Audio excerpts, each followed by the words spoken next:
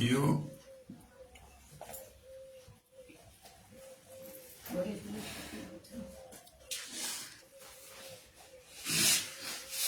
ओम कर्कटे पूर्वफाल्गुन्यां तुलसी काननोद्भवां पाण्डे विस्मरां भूतां वन्दे श्रीरङ्गनायकीम् ओं कौरिण्यवंशपयसां विपूर्णचन्द्रं श्रीयोगिराजकमलाक्षपदाब्जभृङ्गं श्रीवादिभीकरगुरोः करुणैकपात्रं श्रीकेशवं गुरुवरं सततं नमामि।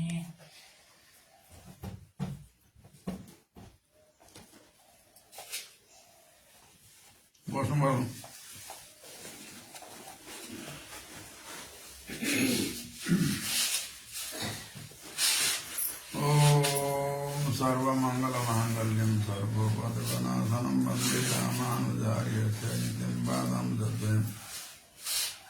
तस्मै रामानुजार्याय नमः परमयोगिने यः श्रुतिस्मृतिसूत्राणाम् अन्तर्जरमसि समत नीलातुङ्गस्तनगिरितटे श्रुतमुद्बोध्य कृष्णं पारार्थं स्वम् श्रुतिसदशिरासिद्धमध्यापयन्ति सुचेष्टायां सृजिनिगलितं यावलात्कृत्य भुङ्क्ते गोदा तस्यै नमैदमिदं भूयेवास्तु भूयः नीलातुङ्गस्तनगिरितटे श्रुतमुद्बोध्य कृष्णं पारार्थं स्वं श्रुतिसदशिरः सिद्धमध्यापयन्ति सुचेष्टायां सृजिनिगलितं यावलात्कृत्य भुङ्क्ते गोदा तस्यै नमैदमिदं भूयेवास्तु भूयः। यतिपतिपदभृङ्गं कौशिकाब्धिसचन्द्रं सठरिपुमतसर्गं वादिसिंहारिभक्तं कमलनयनार्यानन्दवर्यशिष्यं सकलबुधवरिष्ठं योगिराजं भजामि सकलबुधवरिष्ठं योगिराजं भजामि।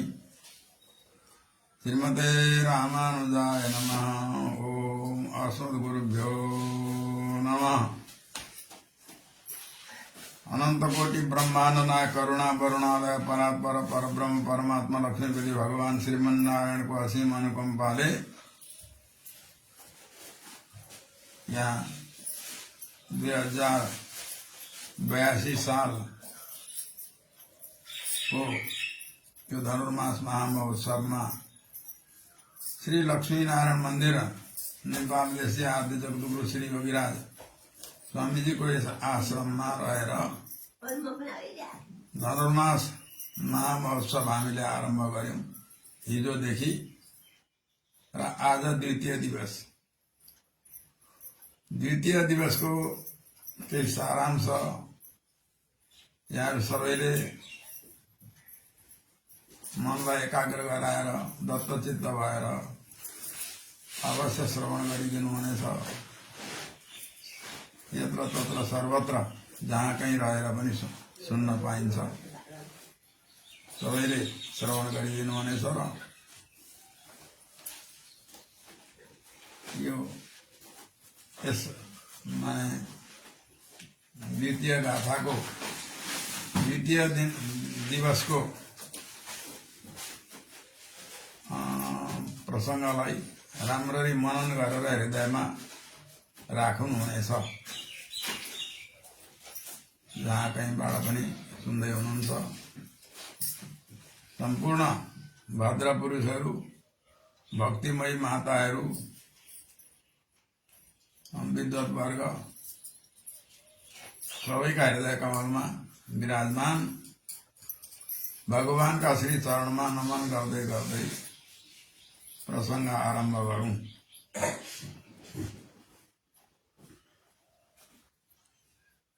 हिजोका गाथामा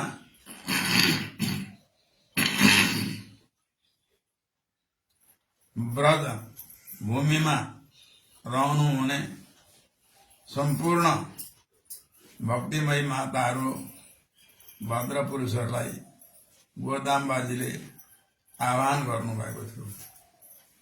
यो मार्गशीर्ष महिना हो, अति पवित्र, जसलाई कि भगवानले आफ्नै स्वरूप आफ्नै अंश बताइबक्सनु भएको छ। यस्ता महिनामा हामीहरूले व्रत गर्नु पर्दछ। व्रतको सबैभन्दा पहिलो अंग हुन्छ स्नान।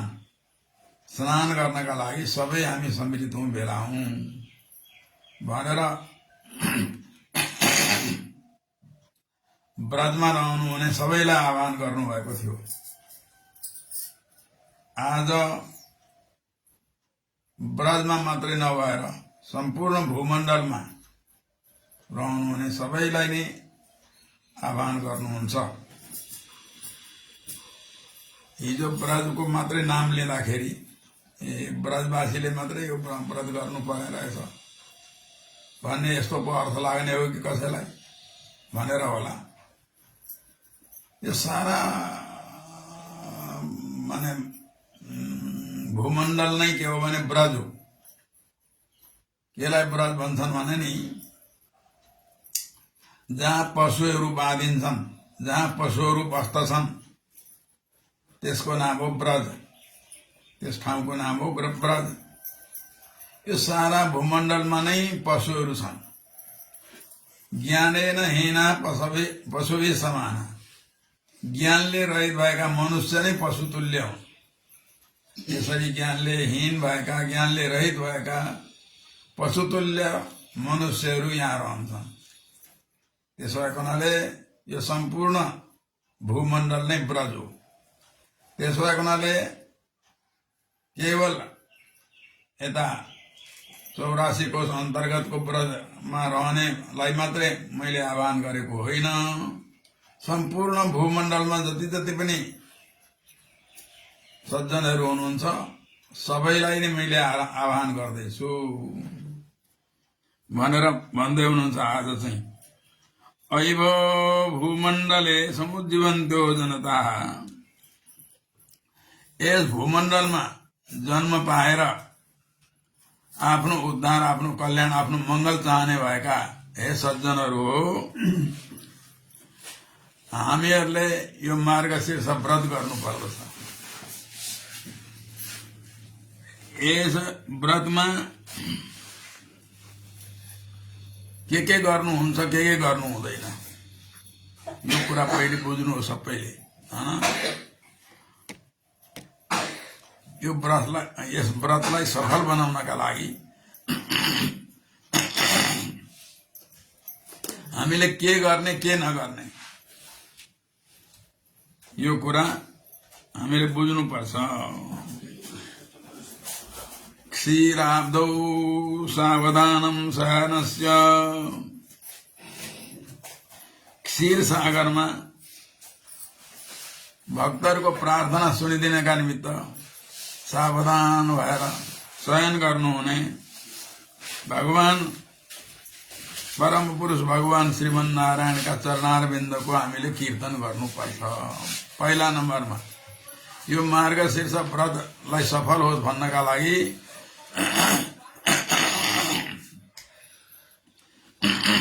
यो व्रत आरम्भ गरेपछि सबैभन्दा पहिलो कृत्य के हो, सबैभन्दा पहिलो गर्नुपर्ने काम के हो त भन्दा क्षीर सागरमा सावधान भएर शयन गरिबक्सन हुने परपुरुष परब्रह्म परमात्मा भगवान श्रीमन नारायणका चरणारविन्दको निरन्तर हामीले कीर्तन गर्नुपर्छ। भगवानका चरणारविन्दलाई निरन्तर सम्झिरहनुपर्छ। अनि घृतम दुग्धम त नपिबेम, हामीले यो व्रतमा केवल शरीर पोषणका लागि सेवन गरिने वस्तुको सेवन गर्नु हुँदैन। जुन वस्तुको सेवन गर्नाले केवल शरीरको पोषण हुन्छ त्यस्ता प्रकारका वस्तुको, त्यस्ता प्रकारका पदार्थहरूको सेवन गर्नु हुँदैन। हामीले जसरी आत्माको पोषण हुन्छ, जसरी हाम्रो आत्मा उज्जवल हुन्छ, त्यस्ता वस्तुको मात्रै सेवन गर्नुपर्छ। अनि प्रत्युषे स्नानम आचरेम, प्रातःकाल ब्रह्म मुहूर्तमा उठेर, हुन त सधैँ नै ब्रह्म मुहूर्तभन्दा पहिले उठेर आफ्नो नित्य कर्म स्नान तिलक सन्ध्या वन्दन गर्नै पर्ने हो। त्यसमा पनि विशेष गरिकन यो व्रतका समयमा अझ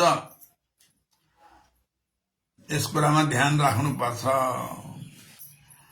ठ्याक्कै अब सुत्या छ बेलुका, सुती निदाइकन ब्रह्म मुहुर्त बितेर गयो, यो होइन। ब्रह्म मुहुर्तभन्दा पहिले नै उठ्नुपर्छ र शौचादि क्रियाबाट निवृत्त भएर स्नान, तिलक, सन्ध्यावन्दन, भगवानको आराधना हामीले गर्नुपर्छ। यो नित्य नै गर्नुपर्ने कृत्य हो यो। त्यसमा पनि व्रतका समयमा अझ विशेष गरिकन प्रातःकाल ब्रह्म मुहुर्तमा नै उठेर आफ्नो नित्य क्रिया, नित्य कर्म सम्पन्न गर्नुपर्छ। अनि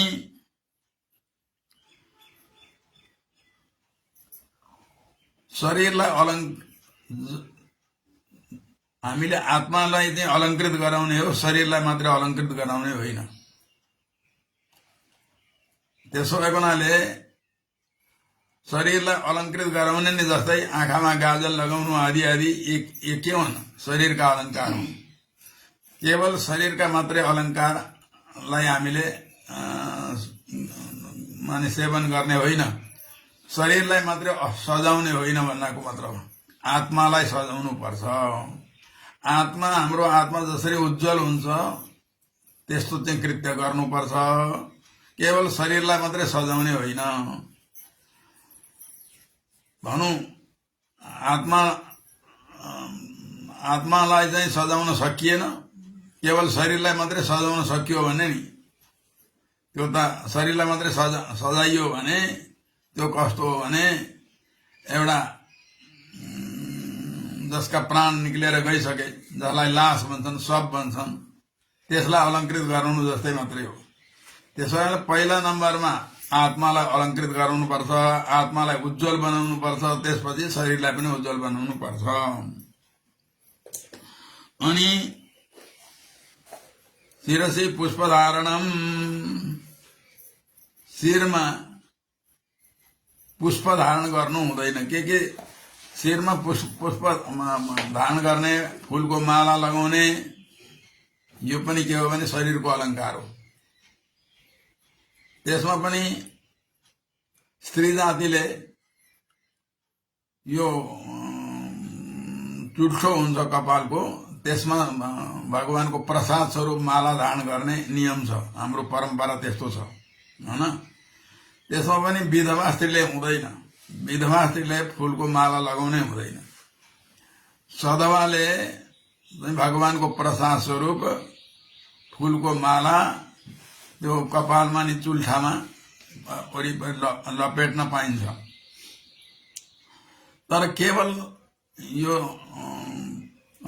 आफ्नो शरीरलाई अलङ्कृत गराउनका लागि मात्रै त्यो फूलको माला पनि धारण गर्न हुँदैन। अनि पूर्वै अनाचरितानि कृत्यानि नाचरेम, पूर्वाचार्यहरूले जुन कर्म गर्नु भएन, हाम्रा पूर्वाचार्यहरूले जस्तो आचरण गर्नु भएन त्यस्तो आचरण, त्यस्तो कर्म हामीले पनि गर्नु हुँदैन। अनि अवाच्यानि कटुवचनानि न वदेम, अवाच्य कटुवचन, कसैका प्रति हामीले कटुवचन बोल्नु हुँदैन। कटुवचन भनेको नराम्रो वाणी कसैमा पनि प्रयोग गर्नु हुँदैन, सबैको आदर गर्नुपर्छ। अनि सत्पात्रेषु दीनेषु, सत्पात्र जनहरूमा, दीन दुखीहरूमा दया गर्नुपर्छ र आफ्ना सामर्थ्य अनुसार केही न केही दान गर्नुपर्छ। दान दुई प्रकारको हुन्छ। सत्पात्रमा दान, सत्पात्र भनेको माने भगवत भक्त छ, आचारवान छ, भनौँ सदाचारी छ, वेद पढेको छ अथवा शास्त्रको ज्ञान छ त्यस्ता व्यक्तिलाई सत्पात्र भन्छ। त्यस्ता सत्पात्रमा पनि दान दिने आफ्ना सामर्थ्य अनुसार। तर सत्पात्रमा मात्रै दान दिनुपर्छ भनेर कोही दिन दुखी छ, कोही भोकै छ, होइन, खान पाएको छैन, त्यस्तालाई पनि दया गरेर दान दिनुपर्छ। सत्पात्रमा मात्रै दान दिने, कुपात्रमा अर्थात् जसमा ज्ञान छैन, जसमा आचरण छैन, जसले शास्त्रको अध्ययन गरेका छैन, जसले वेद पढेको छैन, त्यस्तालाई चाहिँ दान नदिने भन्ने कुरा पनि होइन। दान दिनुपर्छ, दयाले दान दिनुपर्छ। किनकि त्यो पनि भगवानकै सृष्टिभित्र छ। त्यस कारणले सबैमा दया गर्नुपर्छ भन्नको मतलब। अनि यस्ता यस्ता प्रकारले हामीले यस नियमको पालना गर्दै गर्दै यो व्रत गर्यौं भने अवश्य यो व्रत सफल हुनेछ। हामीलाई भगवानको कृपा अवश्य प्राप्त हुनेछ। हामीले चाहेको परम पुरुषार्थ भगवानका कृपाले हामीलाई मिल्ने नै छ, यसमा लेस मात्र पनि सन्देह छैन। तर यिनी अहिले बताएका नियमहरूको पालना गर्दै गर्दै यो व्रत हामीले सम्पन्न गर्यौं भने हाम्रो इच्छा के हो? परम पुरुषार्थ प्राप्ति, भगवानको नित्य कैंकर्य प्राप्ति। त्यो भगवानको नित्य कैंकर्य अवश्य भगवानका कृपाले हामीलाई प्राप्त हुने नै छ। यो आजका यस गाथाको मूल अर्थ। अनि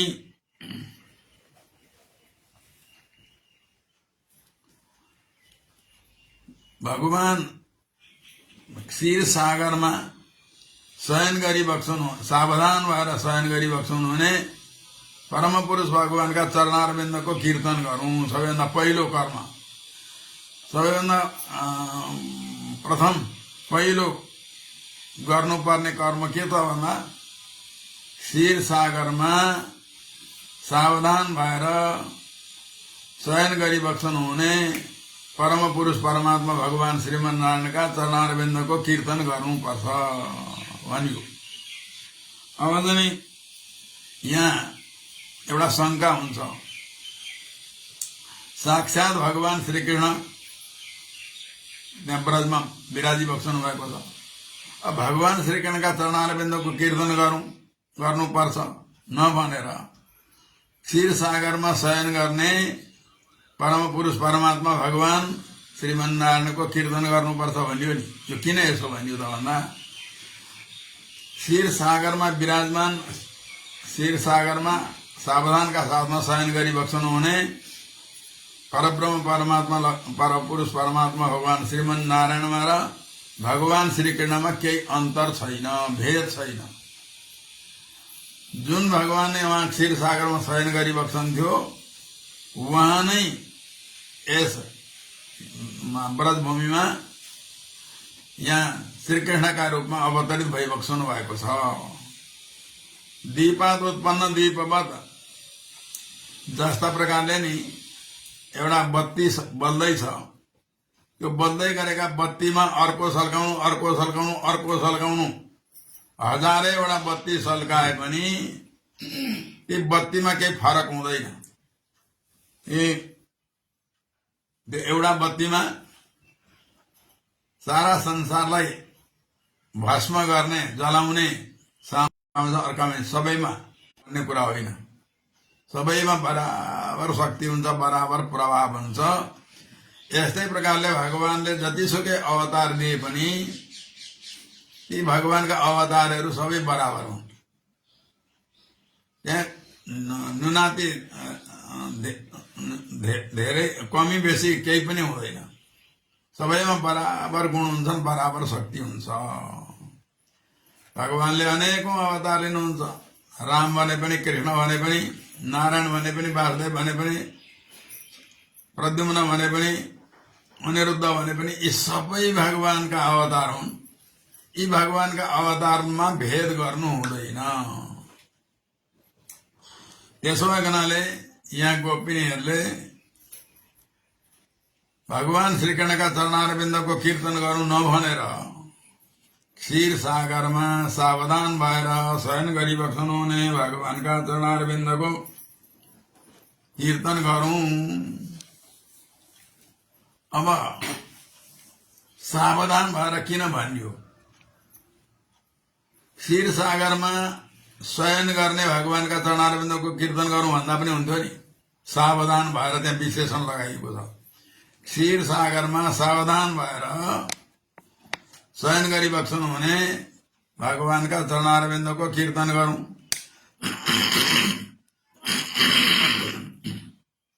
भनेर भनिएको छ। सावधानको अर्थ के हो भने क्षीर सागरमा शयन गरेर भगवानले भक्तहरूले गरेको प्रार्थना सुनिदिनका लागि एकदम कान थापी बस्छन्। कहाँ कतिखेर कुन भक्तले कस्ता प्रकारको प्रार्थना गर्ने हो यो मैले सुन्नुपर्छ भने ठक्क सुनिदिनुहुन्छ। आफूले गरेको प्रार्थना जसले सुन्दैन, आफूले गरेको प्रार्थना सुनिदिने स्वभाव जसमा छैन भने त्योसँग त प्रार्थना गर्नु व्यर्थ हुन्छ।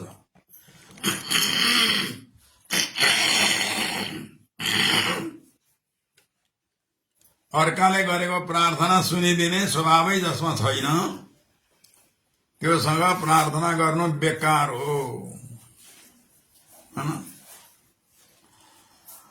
जंगलमा गएर कसैले नसुन्ने ठाउँमा क्वा रोएर के फाइदा? आफूलाई दुःख आइलागो भने पनि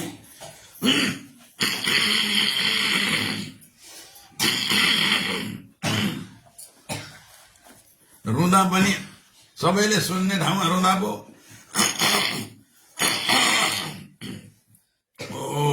यसलाई के दुःख परेछ भनेर ती सुन्नेहरूले भरसक त्यो आइलागेका दुःखलाई निवारण गरेर हटाएर त्यसलाई सुखी बनाउने प्रयत्न गर्छन्। तर कसैले नसुन्ने ठाउँमा रुँदा त त्यो रुनको केही फाइदै छैन। त्यस्तै भन्नको मतलब नि जसले अर्काले गरेको प्रार्थना सुनिदिन जान्दैन, दिँदैन, अर्कापट्टि फर्किन्छ भने त्यस्तासँग अनुनय विनय गर्नु, प्रार्थना गर्नु बेकार हुन्छ। त्यसो कारणले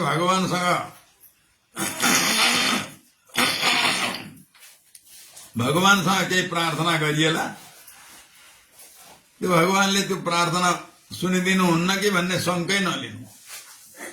जसले जसरी जस्ता प्रकारले प्रार्थना गरे तापनि भगवानले अवश्य सुन्नुहुन्छ। त्यो सुन्नका लागि नि भक्तहरूले गरेको प्रार्थना सुनिदिनका लागि नि भगवान सावधान भएर त्यहाँ क्षीर सागरमा शयन गरिबस्नु भएको छ। भगवानका अनेकौं नाम छन् कि श्री विष्णु सहस्रनाम स्तोत्रमा भगवानका 1000 नाम छन्। ती 1000 नामहरूका मध्येमा एउटा शुचिश्रवा भन्ने नाम छ। त भगवानको त्यो शुचिश्रवा भन्ने नाम किन रह्यो त भन्दा भक्तहरूले गरेको प्रार्थना सुनिदिने स्वभाव भएको हुनाले। त्यसकारणले भगवानले प्रार्थना सुनिदिनुहुन्न कि भन्ने शंकै नलिनु। अवश्य भगवानले गरेको प्रार्थना, जीवात्माहरूले गरेको प्रार्थना, भक्तहरूले गरेको प्रार्थना सुनिदिनुहुन्छ। सुनिदिएर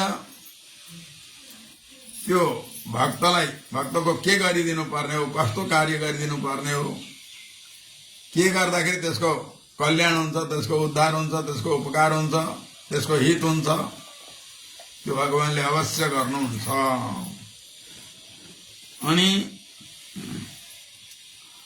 अर्को कुरा के छ भने क्षीर सागरमा सावधान भएर शयन गर्ने भगवानको कीर्तन गरौं भन्दा पनि हुन्थ्यो नि, होइन?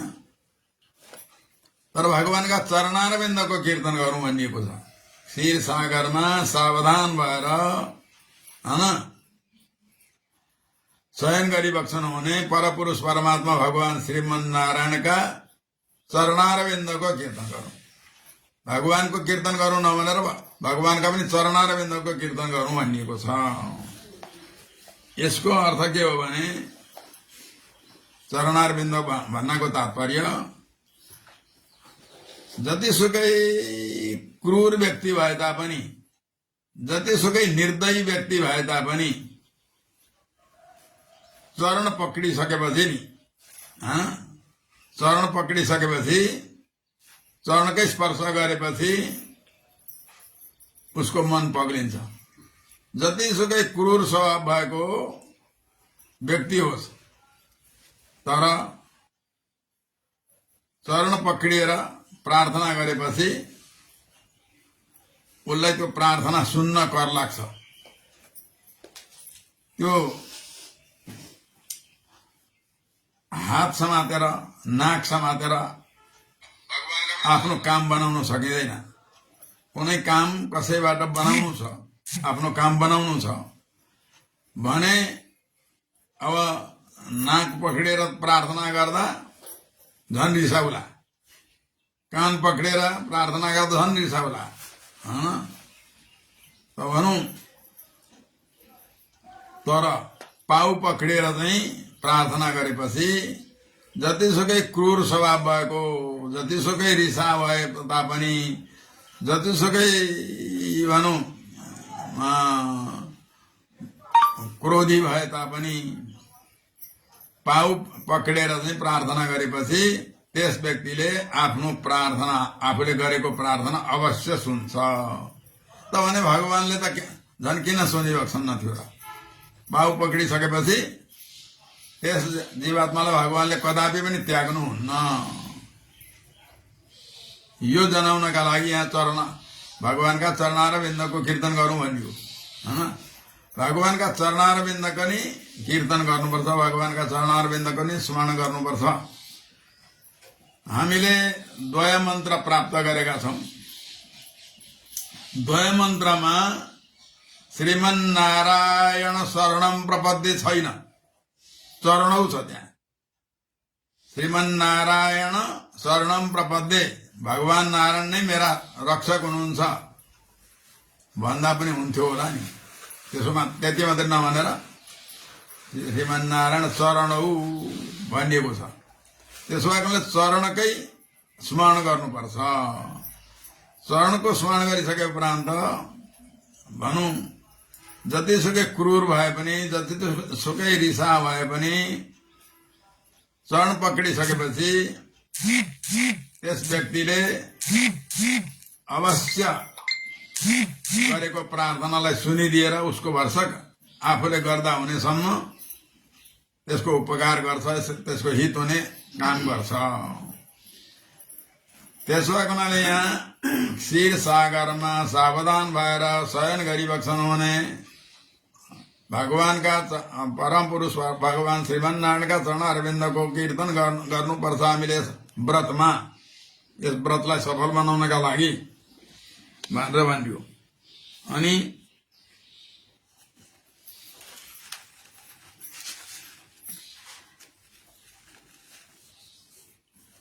अर्को कुरा के भनियो त भन्दा हामीले घिउ र दूध को सेवन गर्नु हुँदैन। ए बाबा, गाईको घिउ, गाईको दूध त परम पवित्र वस्तु, त्यसलाई सेवन गर्नु हुँदैन। किन भन्यो त भन्दा केवल शरीर पोषण गर्ने उद्देश्यले घिउ र दूधको पनि सेवन गर्नु हुँदैन। अरू वस्तुको सेवन गर्न त परिजा। घिउ र दूध जस्ता परम पवित्र वस्तुको पनि सेवन गर्नु हुँदैन, केवल शरीर पोषणका लागि। भगवानलाई भोग लगाएर भगवानको प्रसादका रूपमा भगवानको दिव्य प्रसादलाई मानेर शरीर रक्षाका लागि केही मात्रामा सेवन गर्नु त्यो कुरा अलग हो। तर जति भेटो त्यति सुई भगवानलाई नसम्झिकन त घिउ र दुधको पनि सेवन गर्नु हुँदैन। केवल शरीर पोषण गर्ने उद्देश्यले यो भन्नमा तात्पर्य हो। अनि अर्को कुरा के भनिन्छ यहाँ भने प्रातःकाल ब्रह्म मुहूर्त भन्दा पहिले उठेर शौचादि क्रियाबाट निवृत्त भएर स्नान गर्नुपर्छ। स्नान त सधैँ ब्रह्म मुहूर्त भन्दा पहिले नै उठेर, अघि पछि पनि नि। यो धनुर्मासमा मात्रै होइन, धनुर्मासका व्रतमा मात्रै होइन, अघि पछि पनि प्रातःकाल छिटै ब्रह्म मुहूर्त भन्दा पहिले उठेर शौचादि क्रियाबाट निवृत्त भएर स्नान गर्नुपर्छ। त्यसमा पनि अघि पछि अलिकति 2-4 मिनट ढिलो भयो, 5-7 मिनट ढिलो भयो भने पनि भगवानले क्षमा गर्न सक्नुहुन्छ।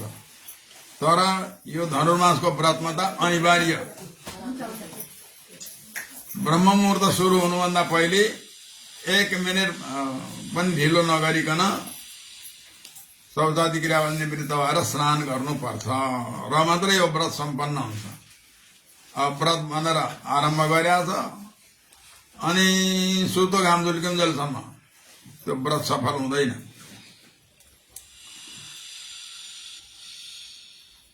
अर्को कुरा के छ भने पूर्वाचार्यहरूले जुन कृत्य गर्नु भएन, पूर्वाचार्यले जस्तो कर्म गर्नु भएन त्यस्तो कर्म हामीले पनि गर्नु हुँदैन र मात्रै यो व्रत सफल हुन्छ है। अब यहाँ शास्त्रले नगर्नु भनेको कर्म गर्नु हुँदैन। जस्तो जस्तो कर्म शास्त्रले गर्ने आदेश दिएको छ त्यसै प्रकारको कर्म मात्रै गर्नुपर्छ भन्दा पनि हुन्थ्यो होला नि।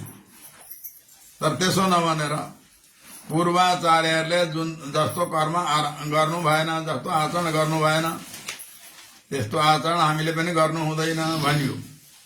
यसको मतलब के हो भने शास्त्र भन्दा पनि आचार्यहरूको वचन प्रबल हुन्छ। शास्त्र भन्दा पनि नि आचार्यहरूको वचनलाई धेरै मान्यता दिएको छ माने शास्त्रले। त्यसो कारणले जस्तो जस्तो कर्म हाम्रा पूर्वाचार्यहरूले गरिबक्सनु भएन त्यो कर्म हामीले पनि गर्नु हुँदैन। अवाच्यानि कटुवचनानि नवदेम। अवाच्य जस्ता प्रकारको बाणी बोल्नु नै हुँदैन। मान्छेले जस्तो बाणी बोल्नु नै हुँदैन त्यस्तो बाणी कहिल्यै पनि बोल्नु हुँदैन हैन। त्यसलाई अवाच्य वचन, कटु वचन, एकदम क्रूर कठोर वचन। जस्तो वचन बोल्दाखेरि, जस्तो बाणी बोल्दाखेरि भनौं अर्काको हृदय विदीर्ण हुन्छ, अर्काको मन खिन्न हुन्छ, अर्काका हृदयमा जस्तो वचन काँडो जस्तो भएर गाडिन्छ। यस्ता प्रकारको वचन कहिल्यै पनि बोल्नु हुँदैन। त्यसमा पनि विशेष गरेर व्रतमा अझ ध्यान राख्नुपर्छ त्यस कुरामा। अघि पछि पनि जीवनभरि कहिल्यै पनि अर्कालाई दुःख लाग्ने, अर्काका मनमा पीर पर्ने, अर्काका हृदयमा काँडो जस्तो भएर, बाण जस्तो भएर बिज्ने यस्तो वचन त अघि पछि पनि बोल्नु हुँदैन। त्यसमा पनि व्रतका समयमा अझ विशेष गरिकन यस कुरामा ध्यान राख्नुपर्छ। अनि त्यसपछि सत्पात्र जनहरूमा र दिन दुखीहरूमा यथाशक्य आफ्नो अवस्था अनुसार, आफ्नो सामर्थ्य अनुसार, आफ्नो शक्ति अनुसार केही न केही दिनुपर्छ। गृहस्थाश्रममा बसेपछि यो नै कि कोही आयो भिक्षा माग्नका निमित्त त्यसलाई विभिन्न प्रकारका गाली गरेर कटु वचन बोलेर त्यसलाई त धपाउने होइन। त्यो आएको भिक्षा माग्न कोही आयो त्यसले के शिक्षा दिन्छ भने आफ्नो सामर्थ्य अनुसार यथाशक्ति केही न केही तपाईँहरूले दिने गर्नु। अदातो हृदृशी गति, नदिने वालाको मेरो जस्तो गति हुन्छ। अर्काका घरमा दैलामा गएर मैले दाँत देखाउनु पर्या छ, यो तपाईँहरूले यस्तो यसरी अर्काका घरमा गएर अर्काका दैलामा गएर कहिले पनि दाँत देखाउनु नपरो भन्ने शिक्षा दिनका निमित्त तिनीहरू आएका हुन्। यस्तो सम्झनु पर्छ र भनौँ आफ्ना सामर्थ्य अनुसार केही न केही भिक्षुकहरूलाई, भिक्षा माग्नेहरूलाई दिनुपर्छ। 2 मुठी 4 मुठी 5 मुठी 1 महिना 2 महिना जे जति सकिन्छ, अथवा 1 रुपियाँ 2 रुपियाँ 5 रुपियाँ 10 रुपियाँ जे जति सकिन्छ केही न केही दिएरै पठाउनु पर्छ। अतिथिर्यस्य भग्नाशो गृहात् प्रति निवर्तते स तस्मै दुष्कृतम दत्वा पुण्यमादाय गच्छति। हेर्नुहोस् है, जसका घरबाट भिक्षा माग्नेवाला व्यक्ति निराश भएर जान्छ नि, अँध्यारो अनुहार लगाएर जान्छ भने त्यसले के गर्छ थाहा छ? त्यो घरका मालिकमा जति पनि पुण्य थियो त्यो सबै खराखुर सोरसार पारेर त्यसले लिएर जान्छ। आफूमा भएको पाप जति, आफूमा भएका दुष्कर्म जति त्यहाँ छोडेर जान्छ। त्यसो भएको हुनाले कसैलाई पनि निराश बनाउनु हुँदैन। आफ्ना सामर्थ्य अनुसार केही न केही दिनुपर्छ। अब नजिकै अर्को एउटा व्यक्ति भोको छ, त्यसलाई देखाइकन आफूले खाने होइन, त्यसलाई पनि केही खाना दिएर अनि आफूले खानुपर्छ, होइन? त्यसलाई दिन दुखीका उपरमा पनि भन्नको मतलब दया गर्नुपर्छ। जे जस्तो सकिन्छ त्यसको केही उपकार होस्, त्यसको पनि मङ्गल होस्, कल्याण होस् भन्ने उद्देश्यले त्यसलाई केही आफ्ना तर्फबाट आफ्ना सामर्थ्य अनुसार दिनुपर्छ भनेर यस्ता प्रकारले यो आजको गाथामा गोदाम्बा गोपिनीहरूका वाणीद्वारा गोदाम्बाजीले भनिबक्सँदैछ। अब यतापट्टि धन्यार्थका सम्बन्धमा पनि यहाँहरूले सुनिदिनुहोस्।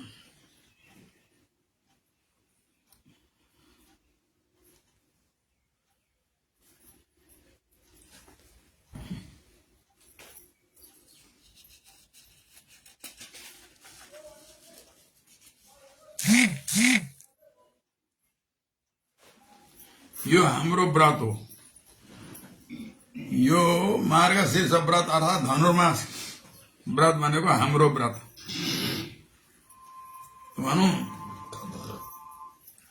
यस व्रतमा हामीले के गर्नुहुन्छ, के गर्नु हुँदैन, हामीले गर्नुपर्ने काम के हो, गर्नु नहुने के हो त्यो बताइँदैछ है। र वास्तवमा यो हाम्रो व्रत कस्तो हुन्छ त भन्दा, जस्तै आचार्याभिमान, आचार्यलाई साक्षात परब्रह्म परमात्मा भगवानकै स्वरूप सम्झनु, यही हो व्रत भनेको। यो मार्गशीर्ष व्रत भनेको के हो? आचार्य निष्ठावान बन्नु, आचार्यलाई भगवानकै स्वरूप सम्झनु।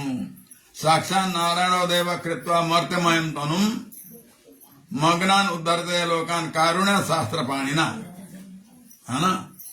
साक्षात भगवान नारायण नै मनुष्यको जस्तो स्वरूप धारण गरेर यहाँ हाम्रा उद्धारका लागि, हाम्रा कल्याणका लागि आइबक्सनु भएको भन्ने यस्तो भावना हुनुपर्छ आचार्यका प्रति।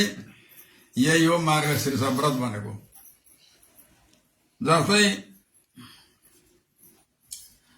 षठगोप सूर्य आइबक्सन थियो, षठगोप सूर्यलाई मधुर कवि स्वामीजीले साक्षात परमात्माकै स्वरूप जान्नुहुन्थ्यो। षठगोप सूर्यका शिष्य हुनुहुन्छ मधुर कवि स्वामी। मधुर कवि स्वामीजीले षठगोप सूर्यलाई साक्षात परमात्माको स्वरूप सम्झनुहुन्थ्यो। त्यस्तो भगवानमा जस्तो भावना गरिन्छ त्यस्तै भावना षठगोप सूर्यका प्रति मधुर कवि स्वामीजीको थियो। त्यस्तै प्रकारले भाष्यकार श्री रामानुज स्वामी जी का प्रति एक रंगामृत कवि नाम गरेका महापुरुष हुनुहुन्थ्यो। रंगामृत कविले रामानुज स्वामीलाई त्यस्तै सम्झिनुहुन्थ्यो। स्वयं भगवान नै यस रूपमा आइबक्सनु भएको मेरा उद्धारका लागि भन्ने यस्तो भावना रंगामृत कविको श्री रामानुजाचार्य स्वामीजीका प्रति थियो। हो त्यस्तै हुनुपर्छ आचार्यका प्रति। यही हो मार्ग शीर्ष व्रत। मार्ग भनेको बाटो, कहाँ जाने बाटो, भगवानका सन्निधिमा जाने बाटो। त्यसमा शीर्ष भनेको सर्वोत्तम सर्वश्रेष्ठ, भगवानका सन्निधिमा जाने सर्वश्रेष्ठ बाटो के हो त भन्दा आचार्यमा निष्ठावान बन्नु, आचार्यलाई साक्षात भगवानकै स्वरूप सम्झनु। अब एउटा शंका यहाँ हुन्छ, एउटा शंका हुन सक्छ। कस्तो भने नि, त्यसो भए आचार्यमा निष्ठा राख्ने व्यक्तिले के भगवानको चाहिँ भक्ति नगर्नु, भगवानको आराधना नगर्नु, भगवानको सेवा नगर्नु, खालि आचार्यको मात्रै सेवा गर्दा हुन्छ? आचार्यलाई मात्रै साक्षात भगवानको स्वरूप जान्ने हो।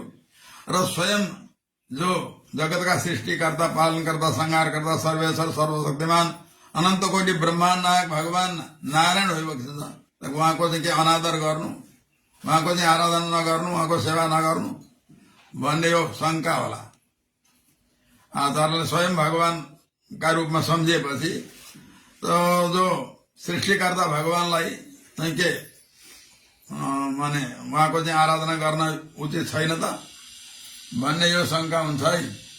यस शंकाको समाधानमा गोदामबाजीले के भन्दै हुनुहुन्छ भने भगवानको पनि सेवा गर्नुपर्छ, तर कसरी गर्ने त भन्दा भगवानको सेवा नगर्दाखेरि आचार्य प्रसन्न भइबक्छन्। आचार्यलाई प्रसन्न गराउनका निमित्त आचार्यको मुखोल्लासका लागि, आफ्ना आचार्यको नि मुखोल्लास भनेको आचार्यलाई प्रसन्न बनाउनका लागि भगवानको सेवा गर्नुपर्छ। जुन शिष्यले भगवानको सेवा गर्दैन त्यो शिष्यदेखि आचार्य प्रसन्न भइबक्छन्। त्यसमा आचार्यलाई प्रसन्न गराउनका लागि नै भगवानको सेवा पनि गर्ने, तर आचार्यलाई पनि साक्षात भगवानको स्वरूप सम्झने यो शिष्यको कर्तव्य हो। अनि किनभने भगवानले नै कृपा गरेर आचार्य दिनुभएको, भगवानका कृपाले नै हामीले आचार्य प्राप्त गरेका हौं। त्यसो भएको हुनाले भगवानको उपकार पनि हाम्रा उपरमा छ। त्यस कारणले भनौं भगवानको पनि आराधना गर्नुपर्छ, भगवानको पनि सेवा गर्नुपर्छ। किनकि आज भगवानको कृपा नभएको थियो भने हामीले जस्तो आचार्य प्राप्त गर्नुपर्छ त्यस्तो आचार्यलाई प्राप्त गर्न नै सक्ने थियौँ न। त्यसो भएकोले भगवानको पनि ठुलो उपकार हाम्रा उपरमा भएको हुनाले भगवानको पनि सेवा गर्ने, आराधना गर्ने, तर आचार्यले पनि साक्षात परब्रह्म परमात्मा लक्ष्मीपति भगवान नारायणकै स्वरूप सम्झने। अर्को कुरा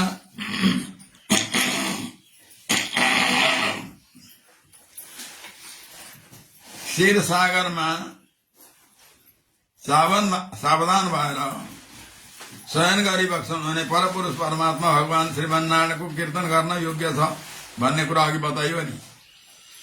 हाम्रा लागि क्षीर सागरमा सावधान भएर शयन गरिबक्छन् भने भगवान परपुरुष परमात्मा भगवान आचार्य नै होइबक्सिन्छ भन्ने यस्तो भावना हुनुपर्छ शिष्यमा। किनभने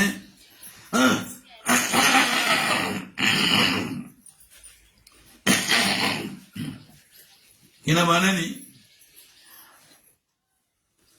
क्षीर भनेको दूधका सागरमा भगवान शयन गरिबक्नुहुन्छ। दूधका सागरमा भगवान शयन गरिबक्छन्छ। दूध भन्दा पनि मीठा भगवानका गुण हुन्छन्। वात्सल्य, सौशील्य, दया, करुणा आदि आदि जो गुण छन् नि भगवानका दिव्य गुण, तिनी हुन् दूध।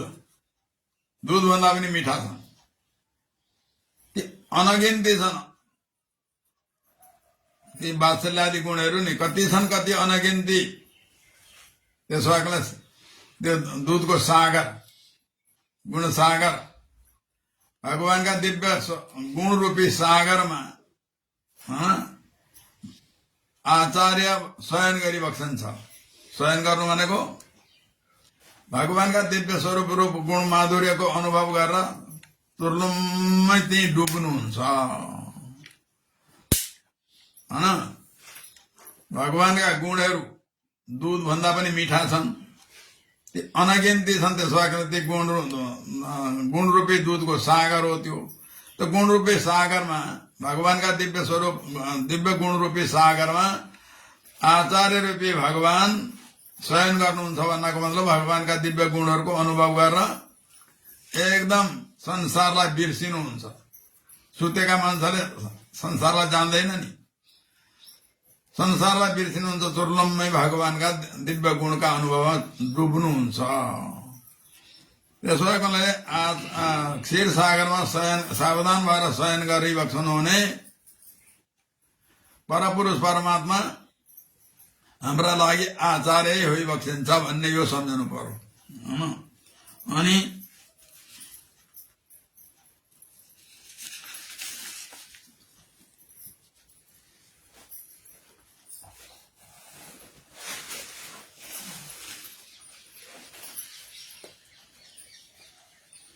प्रत्युषे स्नानमा तरेमा अर्को कुरा के बताइएको छ, प्रातःकाल ब्रह्म मुहूर्त हुनुभन्दा पहिले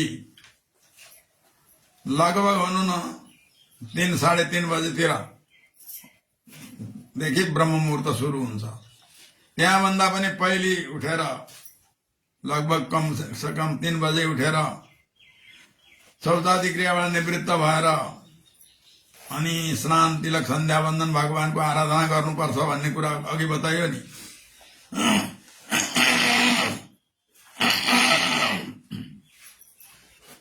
हामीले नित्य कर्म कहिले पनि छोड्नु हुँदैन।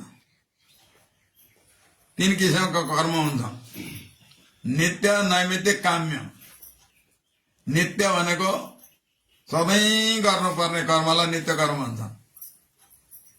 प्रातःकाल उठ्नु, शौचादि क्रियाबाट निवृत्त भएर स्नान गर्नु, विधिपूर्वक स्नान गर्नु, तिलक सन्ध्या वन्दन गर्नु, भगवानको आराधना गर्नु, के बनाएर तुल्याएर भगवानलाई भोग लगाउनु, भगवानले मलाई भोग लगाएको भगवानको दिव्य प्रसादका रूपमा आफूले सेवन गर्नु, यी सबै कुरा के हुन् भने नित्य कर्म हो। यी नित्य कर्म कहिल्यै पनि छोड्नु हुँदैन मनुष्यले। अनि नैमित्तिक भनेको चाहिँ रामनवमी, श्रीकृष्ण जन्माष्टमी, वामन द्वादशी, नृसिंह चतुर्दशी, यस्ता यस्ता जुन जुन तिथिमा भगवानको आविर्भाव भयो, भगवानले अवतार लिनुभयो, तिनी दिनहरूमा विशेष गरिकन उत्सव मनाउनु, या अथवा चाहिँ भनौँ गृहस्थाश्रममा भएपछि छोरा जन्मिन्छन्, छोरी जन्मिन्छन्, तिनीहरूको जातकर्म संस्कार गर्नु, व्रतबन्ध गर्नु, होइन, छोरीको योग्य वर खोजेर विवाह गर्नु, विवाह गरिदिनु, यी आदि कर्म चाहिँ नैमित्तिक कर्म हुन्। यी नित्य कर्म र नैमित्तिक कर्म छोड्नु हुँदैन, कहिले पनि छोड्नु हुँदैन। तर उपाय बुद्धिले गर्नु पनि हुँदैन। फेरि केवल भगवानको मुखोल्लासका निमित्त भगवत कैङ्कर्यका रूपमा यी सबै कर्म गर्ने, काम्य कर्म चाहिँ गर्नु हुँदैन। नित्य कर्म र नैमित्तिक कर्म छोड्नु हुँदैन, काम्य कर्म गर्ने हुँदैन, होइन। काम्य कर्म भनेको चाहिँ अब भैँसी छिटै बिहा होस् भनेर गरिने कोही अनुष्ठान, या अथवा धेरै धेरै धन सम्पत्ति प्राप्त होस्, यो सारा जगतको मालिक बन्न पाइयोस् भनेर यसरी नै कुनै मनमा कामना राखेर गरिने कर्मलाई चाहिँ काम्य कर्म भन्छ। यो काम्य कर्म गर्न उचित छैन।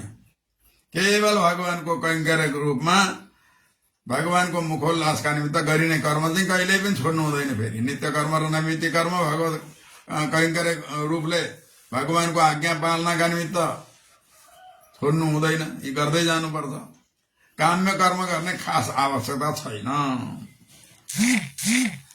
यो प्रातःकाल उठेर ब्रह्ममुहूर्तमा स्नान गर्नुपर्छ भन्नाको मतलब स्नानद्वारा अरू अरू कर्मलाई पनि सम्झनु पर्यो।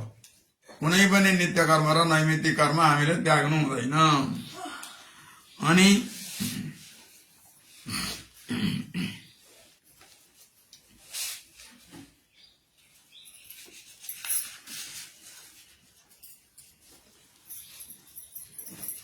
पूर्वाचार्यहरूले जस्तो कर्म गर्नु भएन त्यो कर्म हामीले गर्नु हुँदैन। शास्त्रले बताएको भए तापनि त्यस्तो कर्म गर्नु हुँदैन। किनकि शास्त्र भन्दा पनि पूर्वाचार्यहरूका वाणी प्रबल हुन्छन्। जस्तै नि एउटा उदाहरणका लागि शास्त्रमा एकादशीका दिन श्राद्ध गर्ने विधान छ। शास्त्रले एकादशीका दिन श्राद्ध गर्नु हुँदैन साह्रै नमान्ला। जसको तिथि नै एकादशी छ भने त्यो एकादशीका दिन श्राद्ध गर्नुपर्छ, हैन? शास्त्रले त्यसै भन्छ। तर हाम्रा पूर्वाचार्यहरूले एकादशीका दिन श्राद्ध गर्नु भएन। त्यसो भएकोले हामीले पनि एकादशीका दिन श्राद्ध नगर्ने, तिथि नै एकादशी छ भने पनि द्वादशीका दिन श्राद्ध गर्ने, हैन? किनकि हाम्रा पूर्वाचार्यले त्यसै गर्नुभयो, एकादशीका दिन श्राद्ध गर्नु भएन। अब अर्को कुरा अष्टका श्राद्ध, अन्नष्टका श्राद्ध आदि आदि श्राद्धहरू हुन्छन्, शास्त्रले बताएको छ। तर हाम्रा पूर्वाचार्यले त्यो अष्टका अन्नष्टका श्राद्धहरू यी गर्नु भएन। हामीलाई पनि त्यस्ता श्राद्ध गर्ने आवश्यकता छैन। यो भन्नुमा तात्पर्य छ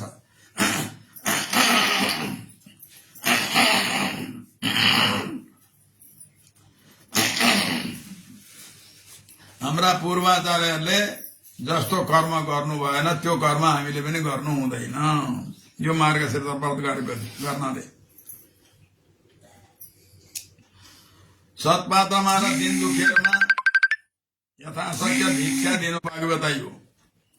अब यो भिक्षा के को भिक्षा दिने? गुरुजनहरूले यी हरिप्रिया प्रसाईहरू जस्ताले के गर्नुपर्छ? सत्पात्रमा र दिन दुखेहरूमा केही न केही भिक्षा दिनुपर्छ। भिक्षा के को दिने? ज्ञानको भिक्षा।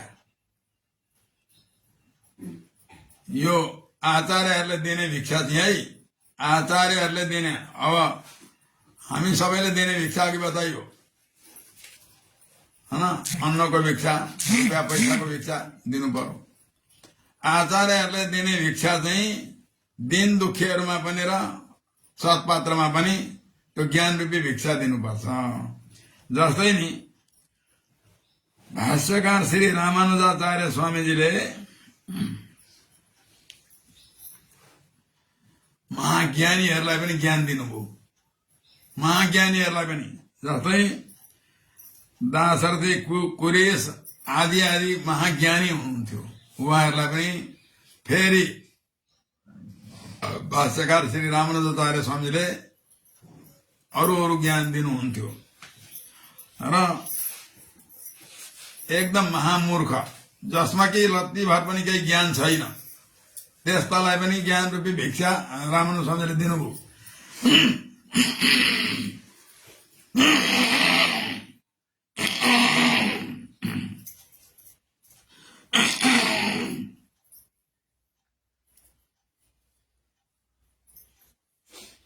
जस्तै एकजना कोही लाटा थिए अरे, केही पनि जान्दैनन् थिए।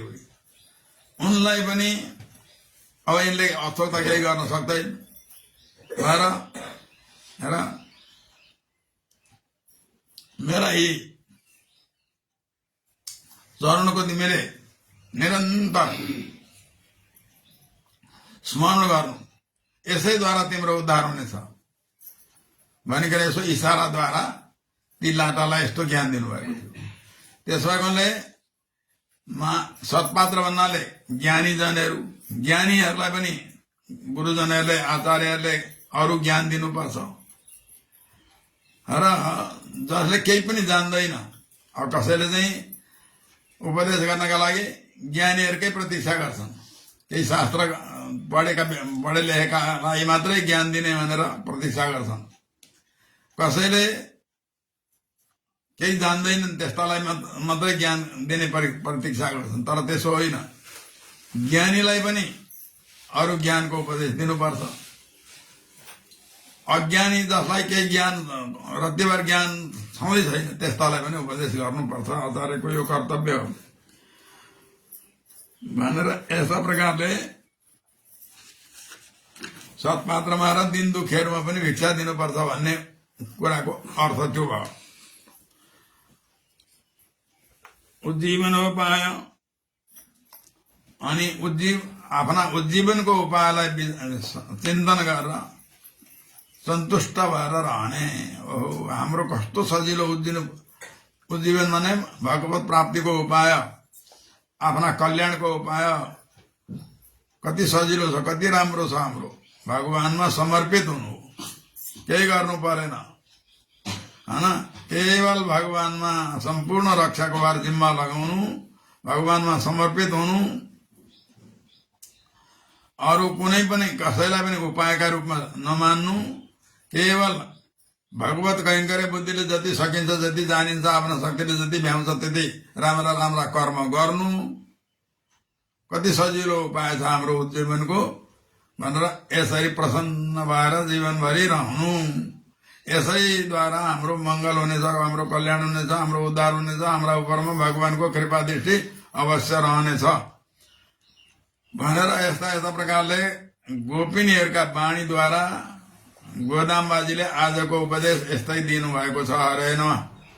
नीला तुङ्ग तनगी तटी सुप्तमुद्बोधि कृष्णं पाराद्यं स्वं श्रुति सदशिरः सिद्धमध्यापयन्ति सुचितायां स्वति निगृहीतं यावरात्रि जगुङ्के गोदा तस्यै नमः इदमिदं भूय एवास्तु भूयः। कौरिण्यवंशपयसां निधिपूर्णचन्द्रं श्रीयोगिराजकमलाक्षपदाब्जभृङ्गं श्रीवादिभीकरगुरुः करुणैकपात्रं श्रीकेशवं गुरुवरं सततं नमामि। बंद कर दें।